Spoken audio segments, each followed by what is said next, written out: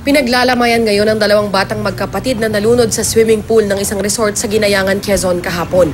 Kwento ng lolo ng mga biktima na caretaker din ng resort, nagpaalam ang kanyang mga apo na may edad 7 at 14 na maliligo sa swimming pool na may lalim na higit 6 na talampakan. Sabi, lolo, maliligo kami. Sabi ko, ay kayo. Ay, biniro ko pa. Sabi ko, baka kayo mabasa. Maya-maya pa, bigla na lang daw nawala ang 7 taong gulang na bata. Naging pahirapan pa ang paghahanap dahil malabo raw noon ang tubig ng swimming pool na mula sa ilog. Dahil marunong lumangoy ang babaeng kapatid ng nawawalang bata, sumisid ito sa ilalim ng swimming pool pero hindi na rin ito umahon. Dito nagpasya ang lolo ng mga biktima na alisan ng tubig ang swimming pool at makalipas ang ilang minuto, nakita na ang dalawang bata. Dito yan eh.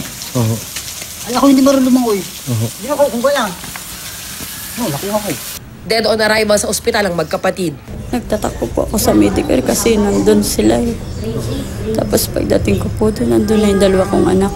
Wala namang sinisisi ang ina at lolo ng mga bata dahil aksidente raw ang nangyari. Wala ring nakitang foul play ang pulisya. Wala naman pong foul play, sadya pong aksidente ang pangyayari. Walang pahayagang may-ari ng resort. Namahagi na ng pinansyal na tulong ang lokal na pamahalaan para sa burol at pagpapalibing sa mga biktima. Darlene Kai, GMA News.